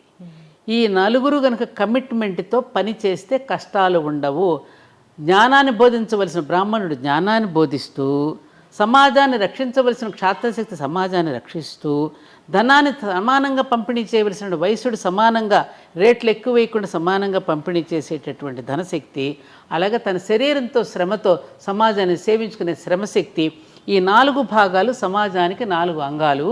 ఈ 4 భాగాలు కమిట్మెంట్తో సత్యంతో పనిచేస్తే కష్టాలు ఉండవు నాయన. ఈ మాట చెప్పమని దాన్ని వ్రతంగా స్వీకరించమని చెప్పాడు ఆయన. దాన్ని ఏం చేసాం మనం? తీర్థానికి ప్రసాదానికి ముడిపెట్టి తీర్థం తీసుకోకపోతే పాపం వస్తుందని, ప్రసాదం తీసుకోకపోతే ఓడ మునిగిపోయినట్టు మన కొంప మునిగిపోతుందని, ఇలాంటి కథలు చెప్పి కథకి కొబ్బరికాయ కొట్టి కథకి హారతులు ఇచ్చేసి ఓవర్ యాక్షన్ చేసేసి ఏమ్మా దాని అసలు పదార్థం మర్చిపోయి నేను కొత్తగా గృహప్రవేశం చేసుకుంటున్నావురా, ఈ ఇంటికి వచ్చిన వాళ్ళని ఆదరించడం, గౌరవించటం, వచ్చినటువంటి అతిథ్యప్యాగతలను సేవించుకుంటూ ఎలా ఉండాలో వ్రతం చేయించాడు. కొత్తగా పెళ్ళైన వాళ్ళు కూడా నీ దాంపత్య జీవితం ఇలా ఉండాలమ్మా, దాంపత్య జీవితాన్ని ఇలా చక్కగా నిర్వహించుకోవాలని చెప్పి ఈ 2 వేళల్లో మన సత్యనారాయణ స్వామి వ్రతాన్ని తప్పకుండా ఎందుకు పెట్టారు? సత్యాన్ని వ్రతంగా స్వీకరించి నీ గృహస్థాశ్రమ ధర్మాన్ని చక్కగా నిర్వర్తించు అని చెప్పడానికి మనకు ఆ వ్రతం చేయిస్తే చివరికి ఏమైంది? దక్షిణలు, తాంబూలాలు, కొబ్బరికాయలు కొట్టడాలు, హారతులు ఇవ్వడాలతో సరిపెట్టి తీర్థప్రసాదాలకు ముడిపెట్టేసి అసలు తంతంతా పోయింది, ఇది మిగిలింది. ఏమంటావు? అవును. అంటే ఈ పూజలు ఇలాంటివి చేసి మన మొక్కులు తీరాలంటే తీరవా? ఎడ తీరుతాయి? ఎలా తీరుతాయి? రాంగ్ నెంబర్ పెట్టాయి అంటాడు అక్కడ. నువ్వు చేసేదోటి, నువ్వు చెప్పేదోటి, నీ మొక్కు కింద రాంగ్ నెంబర్ అని పెట్టేయమంటాడు. బాగా తపస్సు చేసిన కోరకూడని కోరావనుకో తదాస్తు ఇచ్చాను పోరా అంటాడు. తపస్సు చేశాడు కదా, ఎవరిక తను చేసినట్టు చెడ్డ కోరిక వాడికి శాపం అయ్యేటట్టు చేశాడు. అవును, అది ఉందిగా. మనం తెలివైన వాళ్ళైతే సమాజ హితం కోసం చేసి తపస్సు చేసిన వాళ్ళు కొందరున్నారు, సమాజాన్ని నాశనం చేయడానికి చేసే తపస్సులు ఉన్నారు. సమాజాన్ని నాశనం చేసే తపస్సులన్నీ వాళ్ళే నాశనం అయిపోయారు. సమాజ హితం కోసం తపస్సు చేసిన ఋషులందరూ కూడా చరిత్రలో నిలిచిపోయారు, మనకు జీవన విధానాన్ని అందించి వెళ్ళారు వాళ్ళు. అందుకని ప్రతినిత్యము ప్రాతస్మరణీయులమ్మ వాళ్ళు. ఉదయం లేచిన దగ్గర నుంచి రాత్రి పడుకోబోయేంత వరకు మన దినచర్యని దేవుని చర్యగా మార్చుకోవడం ఎట్లాగో నేర్పి ఒక విధానాన్ని, ఒక బాటను వేసిన మన మహర్షులు ఉన్నారే, వాళ్ళకి ప్రతిరోజు ఉదయం నేను నమస్కరించుకుంటాను. సప్తఋషులకి ఎంత జ్ఞానం, ఎంత ఇచ్చారమ్మా మనకి, ఎంత ఇచ్చారమ్మా, ఎంత ఎంత ఎంత ప్రతి పండుగ దినాల్లో కూడా మనకి ఎంత అద్భుతమైన సందేశాన్ని ఇచ్చారు. నువ్వు చెడిపోకుండా ఉండడానికి సంవత్సర కాలం కూడా సంవత్సర పురుషుడు గానాన్ని మనకి వినిపించి ప్రతిరోజు నువ్వు చెడిపోకుండా, పట్టాలు తప్పకుండా పండుగల రూపంలో నీ చేత ఆచరింపజేసి పుణ్యం అనే అకౌంట్ను నువ్వు బ్యాంకులో దాచుకోవడానికి ఎంత శరీరాలను కాల్చుకుని వాళ్ళందరూ ఎన్ని ఇచ్చారమ్మా మనకి. వాళ్ళ రుణం తీర్చుకోవద్దు మనం? ఇలా కొట్టుకోమనా, ఇలా తిట్టుకోమనా మనం వాళ్ళు నేర్పింది మనకి? ఆలోచించాలి. నేను రాగానే దీపావళి శుభాకాంక్షలు చెప్పారు మీరు దివాళీని ఎలా జరుపుకుంటారు? దివాళీ పండుగ అంటే మా ఇంట్లో మాకు బాగా ఇష్టం. ఎందుకంటే వీళ్ళు ఎక్కువగా నార్త్లో ఉండొచ్చారు కదా, తప్పకుండా ఉదయం పిండి వంటలు చేసుకోవడం, చుట్టుపక్కల ఉన్న వాళ్ళందరికీ మా అత్తగారు నేను ఉంటే రాత్రంతా ముందు రోజు రాత్రి బాగా పిండి వంటలు ఎక్కువగా చేసి ఆ కాలనీలో ఉన్న చుట్టుపక్కల అందరికీ పంచిపెట్టడం జరిగేది. ఇప్పుడు ఎవరు రావటం లేదుగా పండుగలు సామూహికంగా భోజనాలు చేయడానికి. ఇదివరకు ఇట్లాగా ఎవరికి వారే విడిపోతున్నారు కదా, సామూహికంగా రండి అనేటువంటి పద్ధతి పోయింది. మా పల్లెల్లో ఉంటే ఆ ఉన్న కులాల వాళ్ళందరినీ భోజనానికి పిలుస్తాం. ఇది చాకలి సోదరుడు, మంగలి సోదరుడు, కమ్మ సోదరుడు, కుమ్మరి సోదరుడు అందరినీ. ఎందుకంటే ప్రతి వృత్తిలో నువ్వు సహకరిస్తున్నావు కదా ఒకరికొకరు. నేను పంట పండిస్తున్నాను, నేను పంట పండించేటప్పుడు మీరందరూ నాకు సహకరిస్తున్నారు కాబట్టి అందరం కలిసి భోజనం చేద్దాం రండి. అన్ని కులాల వాళ్ళు వచ్చి భోజనం చేస్తే ఆ వండిన పిండి వంటలు అందరం కలిసి భోజనం చేసే విధానం మనకు పండుగల్లో ఉండేది. ఇప్పుడు రాజకీయ నాయకులు వచ్చిన తర్వాత ఈ రాగద్వేషాలు పెంచేశారు కదా అందరిలో. ఎర్షెడ్ వాళ్ళకి పెరిగాక ఎవరికి వాళ్ళే మేము రామని భోజనాలకు ఎవరు రావట్లా ఇప్పుడు. అలా అయిపోయింది ఇప్పుడు. కాబట్టి ఇంక సాయంకాలం అయ్యేసరికి దీపాలు వెలిగించుకోవడం. ముఖ్యంగా దీపాలు వెలిగించేటప్పుడు మేము చేసేది ఏమిటంటే, మనకి జీవితంలో మనం ఎదుగుతూ ఉన్న కొద్దీ మనకి సహాయం చేసేవాళ్ళు ఉంటారు.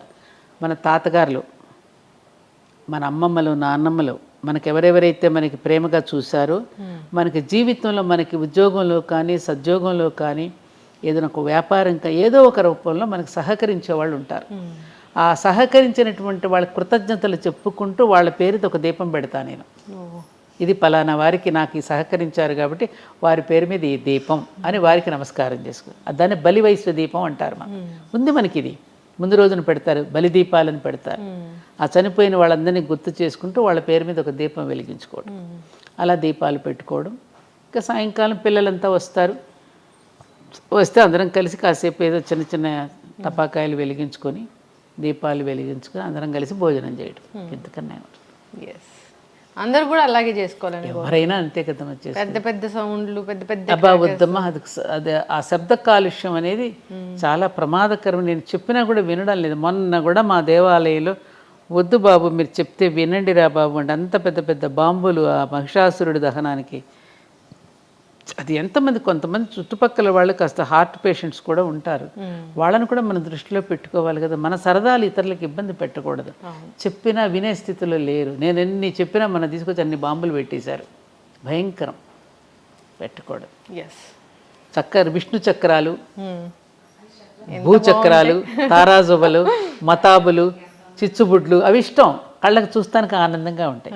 అలాంటివి వెలిగించుకుంటే బాగుంటుంది. ఖచ్చితంగా అమ్మ, చాలా చక్కటి విషయాలు చెప్పారు. ఆచరించాలని కోరుకుందాం, అందరూ హాయిగా ఉండాలని కోరుకుందాము.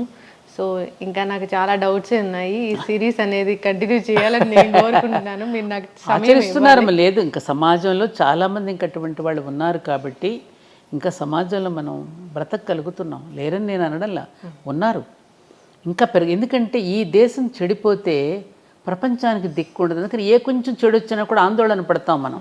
అమ్మో, ఈ మాత్రం చెడు కూడా భరించలేదు ఈ దేశం. ఇది ఆర్యావర్తనం అనే పుణ్యభూమి. ఆర్యావర్తనం అంటే ఏమిటి? ఆర్యులంటే వేరే ఎవరో కాదు, శ్రేష్ఠులు. శ్రేష్ఠులందరూ పుట్టినటువంటి భూమి ఇది. ఆర్యులందరూ వర్తించిన భూమి అంటే శ్రేష్టమైనటువంటి ఒక నోబుల్ పర్సన్స్ వర్తించినటువంటి భూమి. కాబట్టి ఇటువంటి భూమిలో చెడు అనేది ప్రవేశిస్తే ఇది ప్రపంచానికి కూడా మంచిది కాదు. ప్రపంచానికి కూడా దిక్సూచి మనమే కాబట్టి, ప్రపంచానికి కూడా జ్ఞానాన్ని అందించిన జ్ఞానభూమి కాబట్టి, ఆ మాత్రం చెడు వచ్చినా భరించలేనటువంటి భూమి కాబట్టి ఇలా ఆందోళన పడుతున్నాం. కానీ ఇంకా ప్రపంచంలో చాలామంది మంచి చేస్తున్నారమ్మా. మానవత్వం అనేది మహానుభావుడు. మన నిజంగా నేను అశ్రుతర్పణం నీ ఛానల్ ద్వారా టాటా గారు మహానుభావుడు. ఈ దేశం పట్ల కృతజ్ఞతతో ఆయన చేసి వెళ్ళినటువంటి మంచి పనులు, ఆయన జీవించిన ఇల్లు కూడా లేకుండా జీవించినటువంటి గొప్ప మహానుభావుడు కూడా మరి మన దేశంలో పుట్టి మనకి ఎంతో చేసినటువంటి జంషెడ్జీ టాటా దగ్గర నుంచి ఇప్పటి ఉన్నటువంటి ఈ టాటా దగ్గర వరకు మనందరం గుర్తుపెట్టుకోవాల్సినటువంటి వ్యక్తులు మన దేశంలో చాలామంది ఉన్నారమ్మా. కలాం గారి దగ్గర నుంచి ఎంతోమంది, వివేకానందుడు, వీళ్ళందరూ పుణ్యులు జన్మించినటువంటి జన్మభూమిలో పుట్టాం, మనం ఉన్నాము. కాబట్టి తప్పకుండా మన దేశం మళ్ళీ ప్రపంచానికి ఆదర్శంగా ఉంటుంది.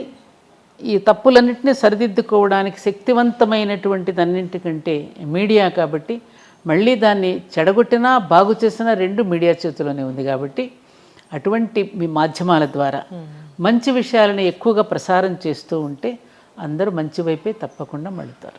ఖచ్చితంగా అమ్మ, మేము కూడా తూచా తప్పకుండా ఆచరిస్తాము. మంచి I dream it, I dream, నేను కలగంటాను. చక్కటి ఇన్ఫర్మేషన్ మ్యామ్, ధన్యవాదాలు. నమస్కారం లక్ష్మి, చాలా సంతోషం అమ్మా.